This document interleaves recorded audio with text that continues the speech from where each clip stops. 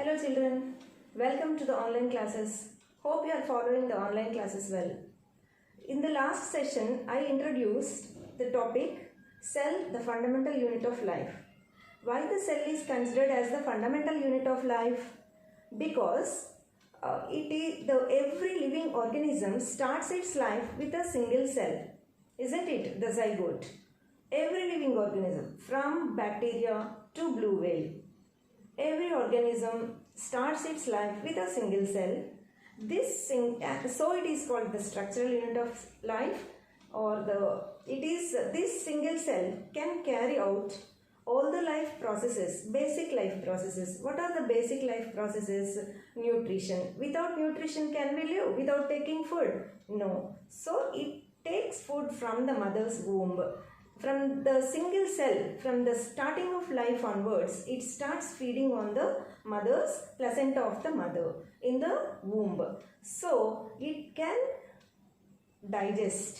As it is taking in food means it has to be digested. Digestion is going on and transport is going on.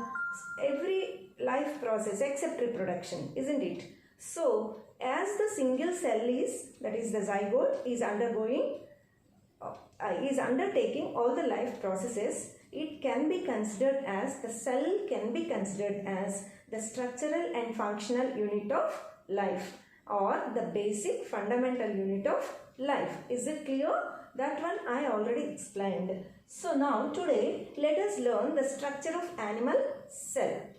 Either animal or plant, the cell is covered by a membrane called cell membrane. The outermost lining of the cell is called the cell membrane. This cell membrane is made of proteins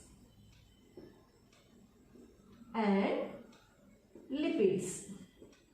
The cell membrane is made of proteins and lipids.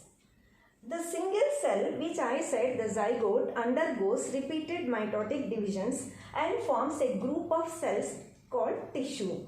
These tissues that perform the similar function form an organ, and the organs performing the same function come under an organ system, and all the organ systems together form an organism. That is the organization or arrangement of life from a single cell. So every single cell is covered by a cell membrane. This cell membrane is semi-permeable.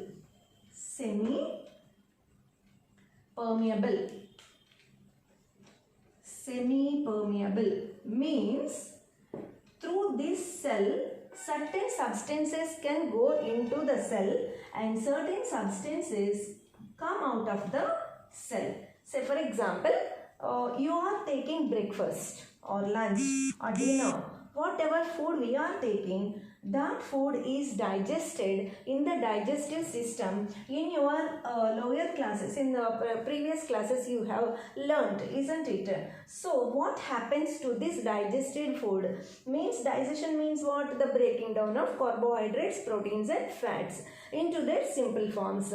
These simple forms will be absorbed by the blood from the small intestine, isn't it? So what are the simple forms of carbohydrate, proteins and fats? Glucose, amino acids and fatty acids respectively. So these amino acids, fatty acids or glucose are to be supplied to each and every living cell in our body. Every living cell is supplied with these nutrients. In addition to this, the simple nutrients, vitamins and minerals. So the cell is receiving proteins, carbohydrates, proteins and fats in the form of their simple forms, that is glucose, amino acids and fatty acids. These the simple forms have to enter the cell, and we are breathing in oxygen. Without breathing, can we live? No. That oxygen is also supplied to cell. So oxygen and the nutrients, all the five nutrients means what? amino acids, fatty acids, glucose, vitamins and minerals, all these enter the cell. The cell membrane allows the entry of these substances, and also when these within the cell, as the life processes are going on, I said the basic life processes are carried on by a single living cell. Every living cell performs all the basic life processes. So, as these processes are going on within the cell, obviously there will be some byproducts or the waste products. They are to be sent out. They will be sent out. For example, carbon dioxide is sent out, isn't it? Oxygen is taken in, carbon dioxide is sent out. So, this membrane, the cell membrane, allows certain substances to get inside and to go outside. That is the meaning of semi-permeable. Semi-permeable. The cell membrane is a semi-permeable membrane which allows only certain substances to pass through it and certain substances to go out. Is it clear? That is the function of cell membrane, and the cell membrane is made of proteins and lipids. The cell membrane is covering the entire cell. Let us see what is there within the cell. Within the cell something is there. What is there within the cell? Within the cell there is a liquid-like substance that is called protoplasm.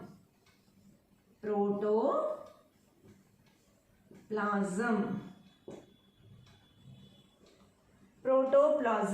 This protoplasm, the liquid-like substance within the cell, is again divided into two. Cytoplasm and nucleoplasm. Is it clear?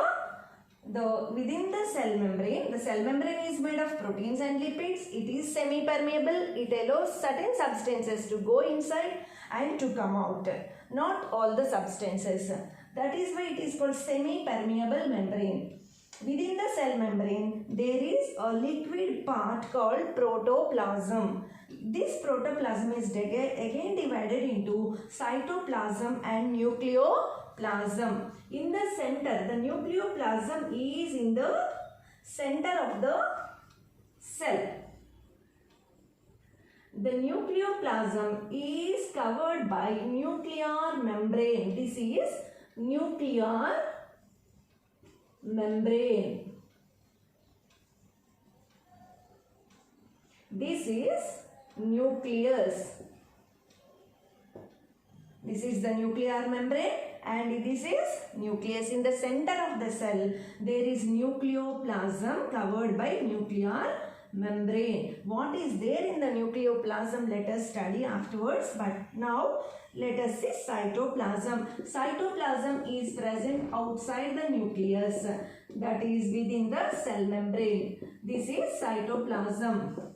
In the center there is,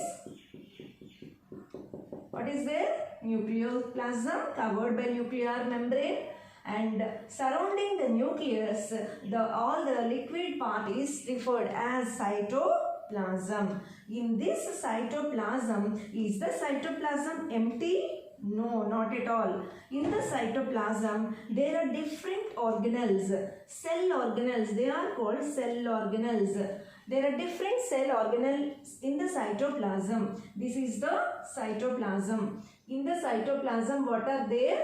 Cell organelles.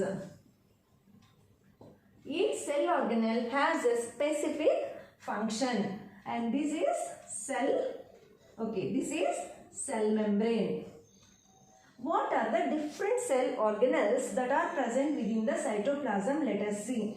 The first one, mitochondria. Mitochondria. See, the mitochondria is a double-layered structure. The mitochondria is a double-layered structure. The outer layer is smooth. it is plain, but the inner layer is folded into finger-like projections. These are called cristae. These foldings are called cristae, and this is called matrix. This is the outer smooth surface. So mitochondria is a double layered structure. The outer layer is smooth and inner layer is folded into finger-like projections called cristae, and in the center there is matrix. In this matrix, what happens? Let us see. Children, I said carbohydrates are broken down to glucose in the small intestine, isn't it? This glucose enters the cell, the cytoplasm. The glucose, after entering the cytoplasm, is taken by the mitochondria. So in the matrix, that glucose, along with glucose, the oxygen also enters the oxygen. Here glucose and oxygen enter the mitochondria, and in this matrix the glucose is burnt in presence of oxygen. The glucose is burnt. Oxidation occurs. As a result, what happens? Energy is released. Energy is released in the form of ATP. So this is in our suppose we in our state in Andhra Pradesh we have NTPC. What is NTPC? National Thermal Power Plant. It supplies power to our houses. Without power, can we light our? Can we put on our lights? No. Can we put on our fans? No. If we put on also, they do not work without power. So in our body also, our body needs power to work. That power is nothing but this ATP. Power means energy, isn't it? Here that is electric energy, but in our body chemical energy is produced. That chemical energy is nothing but ATP, adenosine triphosphate. When is this ATP produced in the cell, within the cell, that too in mitochondria? The glucose and oxygen enter the matrix. Glucose is burnt in presence of oxygen, and as a result of burning, if you burn a small piece of paper, what happens? Light energy and heat energy are produced. So in a similar manner, here glucose and oxygen, they enter the matrix of the mitochondria, and glucose is burnt in presence of oxygen. As a result, energy is released in the form of adenosine triphosphate. And when you burn anything, even a small piece of paper, what is the byproduct? Carbon dioxide. If you burn anything, carbon dioxide is released. So in the similar is the case in here also. The carbon dioxide is also produced. That carbon dioxide the cell doesn't want. So the mitochondria sends out that carbon dioxide, and cell will leave out the carbon dioxide. From here, where does the carbon dioxide go? To the blood. The blood absorbs and takes it to the lungs, and lungs expel out. So in such a manner, energy is produced within the mitochondria, as energy is nothing but the power. So that is why mitochondria is called powerhouse of the cell. Mitochondria is referred as powerhouse of the cell.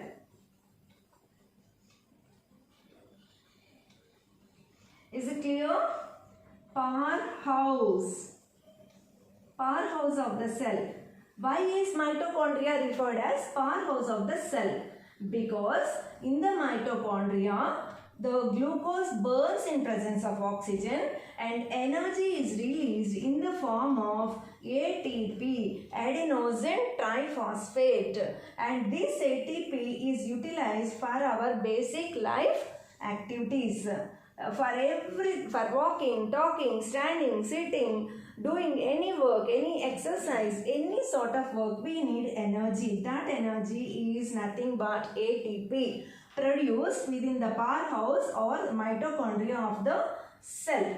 The carbon dioxide is sent out. That is about mitochondria. That is the first cell organelle. Next. Okay. Next.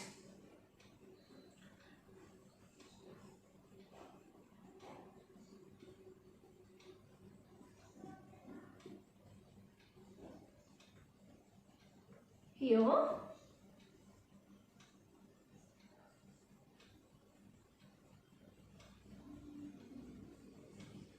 Network-like structure.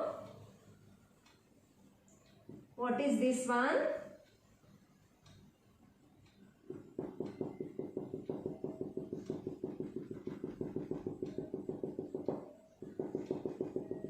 This is endoplasmic reticulum. What is this?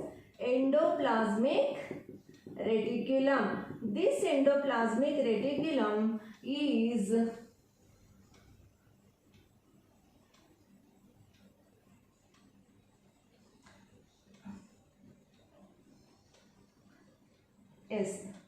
it connects the nucleus to the outermost cell membrane.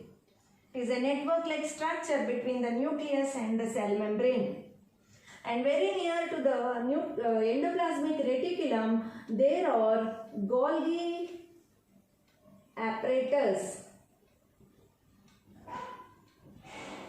What is there? Golgi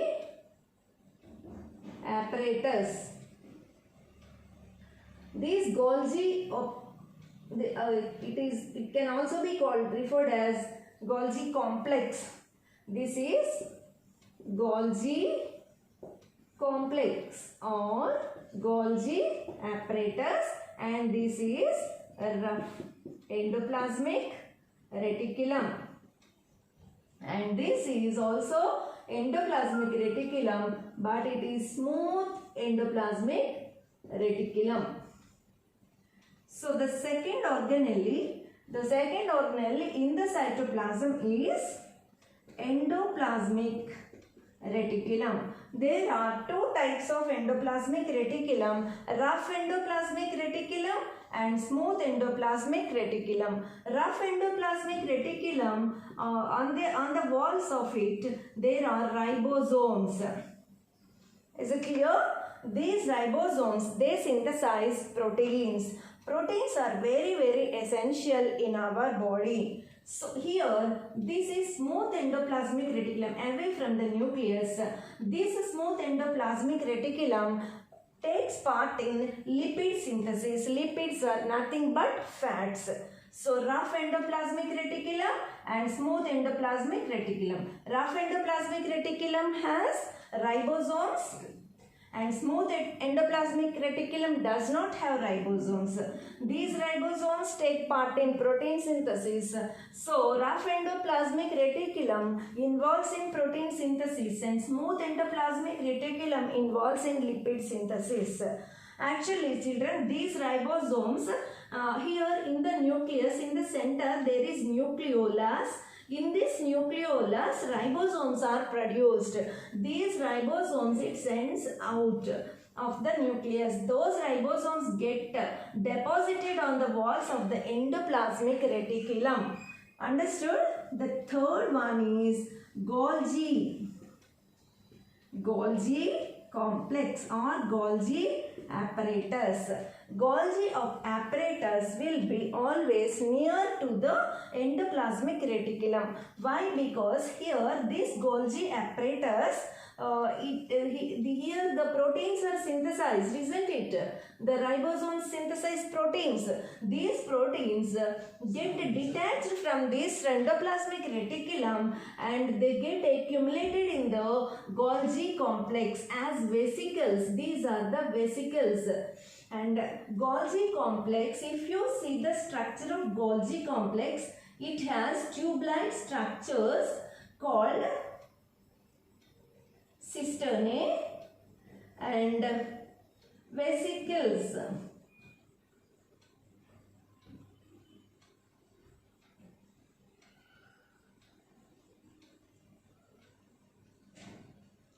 Like loaves of the bread, like pieces of bread, one above the other. These cisternae tubules are present, and here the vesicles. These vesicles are nothing but the proteins that got detached from the endoplasmic reticulum. See, there is a connection between, there is a connection among all the cell organelles. There is a connection. The nucleus has nucleolus in the center. In the nucleolus, the ribosomes are produced, and these ribosomes get deposited on the endoplasmic reticulum, and these ribosomes, they produce proteins. They synthesize proteins, and these proteins will be get attached to the cisternae in the form of vesicles. So Golgi complex, it got its name because it was discovered by a scientist, Camillo Golgi. He discovered this in 1831. In 1831, the Golgi complex was discovered by Camillo Golgi. So what is the function of this Golgi complex? Let us study. In the Golgi complex, as I said here, the proteins in the form of vesicles, they are deposited here. These after the vesicles are formed, the proteins are modified by this Golgi complex. Golgi complex plays a very vital role in cell. What does it do? It modifies.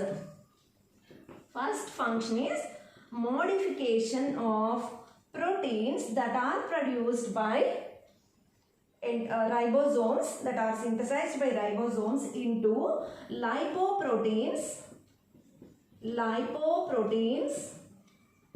and glycoproteins.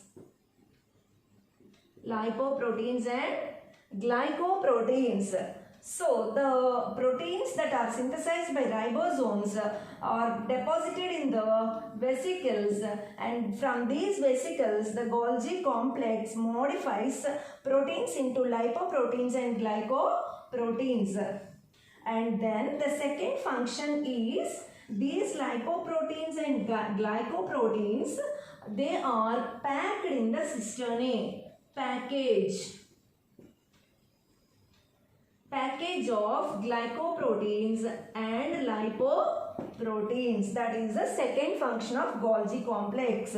And its function is complex and its structure is also complex because it has tube-like structures called cisternae attached by vesicles, and they are arranged one above the other as loaves of bread.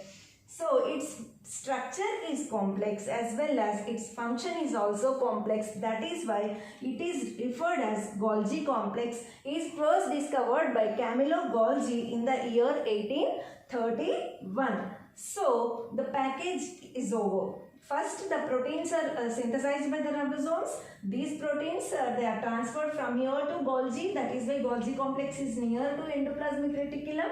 And these proteins are modified into glycoproteins and lipoproteins. They are packed in the cisternae. After packed, they get transferred to the...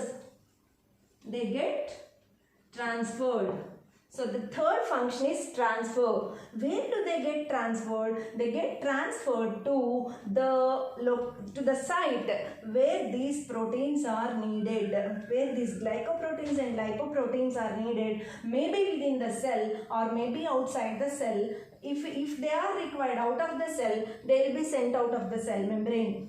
If they are required by the cell organelles within the cytoplasm, they will be sent there where they are needed. So, the function of Golgi complex is modification of proteins into lipoproteins and glycoproteins. Lipoprotein means it is nothing but the lipid molecules getting attached to the protein. Lipids means fats. Always keep in mind, lipids means fats. the fat molecule gets attached to the protein, then it is called lipoprotein. If the glucose molecule gets attached to the protein, it is called glycoprotein, isn't it? So they are modified by Golgi, and then they are packed in the cisternae in the form of glycoproteins and lipoproteins. And then after packaging, what Golgi complex will do, it transfers these glycoproteins and lipoproteins wherever they are needed, maybe within the cytoplasm or out of the cell. Is it clear? So that is about Golgi complex. Coming to the ribosomes. The ribosomes are, I said the ribosomes are, Golgi complex, no? Third one I explained, Golgi complex. And fourth one, ribosomes. Actually, these ribosomes, I said already, they are produced within the nucleus. Within the nucleus, not only ribosomes, ribonucleic acids, RNA and DNA, means ribonucleic acid and deoxyribonucleic acid also produced within the nucleus. This is the nucleolus. This is nucleus, and in the center of the nucleus it is nucleolus. Children, this board is small, so it may not be visible for you, clarity may not be there, but you go through the textbook, the diagram is very clear, and you follow the lesson, read the lesson, you can understand.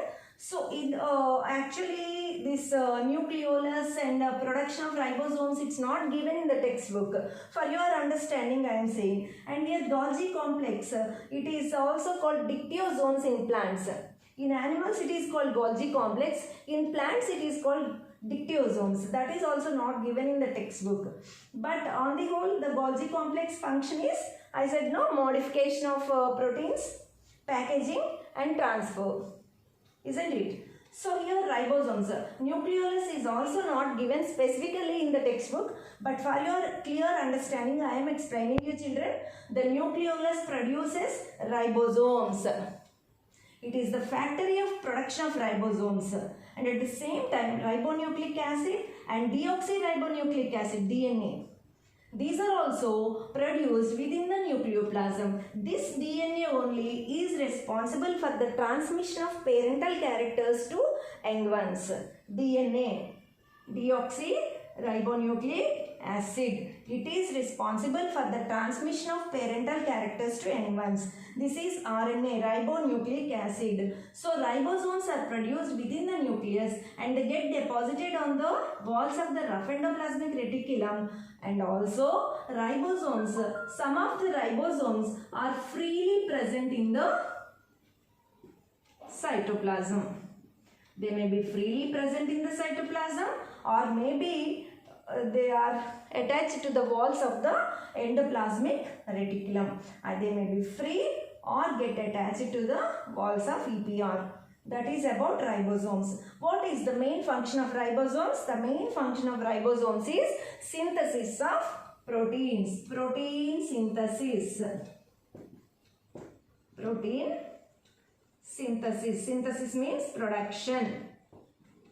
So, today you have learnt that a cell is the fundamental unit of life, or basic structural and functional unit of life. And the cell is covered by a cell membrane. The cell membrane is made of proteins and lipids, and it is semi-permeable, means it allows only certain substances to get inside and come out, and that in such a way it acts as a selectively permeable. It selects only certain substances to pass through it. That is why it can be considered as selectively permeable membrane. Here children, always there is a doubt for children between cell membrane and plasma membrane. Cell membrane and plasma membrane are not same. Cell membrane surrounds the cytoplasm. The entire cell is covered by cell membrane, but plasma membrane is covering the cell organelles. All the cell organelles are covered by plasma membrane. So both cell membrane and plasma membrane are semi-permeable. Means they allow certain substances to pass through them. Isn't it? Both the common characteristic is both are semi-permeable. But cell membrane covers entire cell. Plasma membrane covers the cell organelles, and within the cell there is protoplasm. The liquid part of the cell within the cell membrane is called protoplasm. The protoplasm is divided into cytoplasm and nucleoplasm. The nucleoplasm is covered by nucleus and it is nuclear membrane. The nucleoplasm is covered by nuclear membrane. This is the nucleoplasm. The liquid part of the plasma means liquid. The liquid part of the nucleus, and it is covered by nuclear membrane. Nucleoplasm along with this nuclear membrane is called as nucleus. In the center of the nucleus there is nucleolus. Within the nucleolus, ribosomes, RNA and DNA are produced. The ribosomes are released out and they get deposited on the walls of rough endoplasmic reticulum. Isn't it? In the cytoplasm, there are different cell organelles. The first one I explained you is mitochondria. The mitochondria is a double layered structure. The outer layer is plain and smooth. There are no ridges and grooves, but the inner layer is folded into cristae. The finger-like projections are called cristae. In the center there is the empty space, that is matrix. Here the simple form of carbohydrate, glucose, enters the cell. Glucose, amino acids, fatty acids, vitamins and minerals, oxygen, all these enter each and every living cell in our body except the dead cells. The dead cells are present in the nails and hair. But remaining almost all the cells are living cells. Every living cell is supplied with these 5 nutrients and oxygen. So after the 5 nutrients enter the cell, the glucose is taken by the mitochondria, and within this matrix the glucose is burnt in presence of oxygen. Whenever we burn anything, energy is released. So in a similar manner, here also the glucose, when it is burnt in presence of oxygen, oxidation occurs and energy is released in the form of ATP. Energy means power. So the mitochondria is referred as powerhouse of the cell.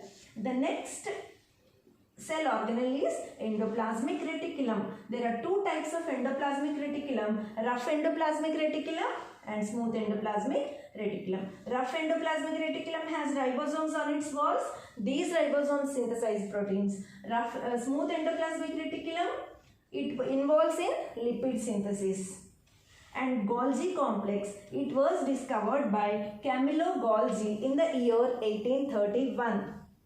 What is the Golgi complex will be always near to the endoplasmic reticulum, because the proteins that are synthesized by ribosomes, they get separated and form vesicles and get attached to the tubules like structure or cisternae of the Golgi complex. If you see the structure of Golgi complex, it has tube-like structures arranged one above the other like loaves of the bread, and it is these tubules are called cisternae, and the round vesicles, these are vesicles that are attached to the cisternae. These vesicles are nothing but the protein molecules. What does these cisternae do? The proteins, they can modify into lipoproteins and glycoproteins. These lipoproteins and glycoproteins are packed within the cisternae, and whenever or wherever the use of these glycoproteins and lipoproteins is there, they will be sent there, maybe within the cell or out of the cell. They are transported. So ultimately the function of Golgi complex is modification, modification of proteins, package of glycoproteins and lipoproteins, and transport of glycoproteins and lipoproteins. Their structure is complex and function is also complex. That is why it is referred as Golgi complex, discovered by Camillo Golgi in the year 1831. That is about Golgi complex. Next, ribosomes. Ribosomes may be free in the cytoplasm or they are attached to the walls of rough endoplasmic reticulum. They take part in the synthesis of proteins. And within the nucleolus, what else are produced? Ribonucleic acid and deoxyribonucleic acid are produced. Is it clear?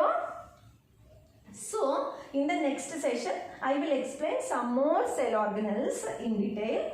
So, for today's session, this is enough. Go through the textbook and go through the diagram first of all. Here it may not be clear. In textbook it is very clear. So, go through the textbook, children. Hope you followed. Everyone should read the lesson. And first of all, you should understand. I will introduce some scientists to you. Robert Hooke discovered cell. Robert Brown discovered nucleus. Purkinje used the word protoplasm. Introduced the word protoplasm for the first time. Purkinje. Robert Hooke, he discovered the cell. Actually, before Robert Hooke, Leeuwenhoek also observed some cell-like structures in the cork of oak tree. Cork. Cork means in the trunk, tree trunk, the cork will be. In the cork of the oak tree, he observed cell-like structure, but he did not prove it. There is no scientific proof, evidence is not there. But later Robert Hooke observed under electron microscope and he introduced the word cell and he gave the structure of cell. So the credit went to Robert Hooke. Robert Hooke discovered the cell, Robert Brown discovered nucleus, and Purkinje he discovered protoplasm, and Camillo Golgi he discovered Golgi complex. These Golgi complex in plants they are called dictyosomes, and here cell theory was given by Schleiden and Schwann. Both of them put forward cell theory. This is the list of scientists that you come across in the lesson, the fundamental unit of life. The first one is Robert Hooke, who discovered cell. Second one, Robert Brown, who discovered nucleus. Purkinje discovered protoplasm. Camillo Golgi, Golgi complex. And 5, the cell theory was put forward by Schleiden and Schwann. So, this is for today's session. Follow, children. Have a nice day.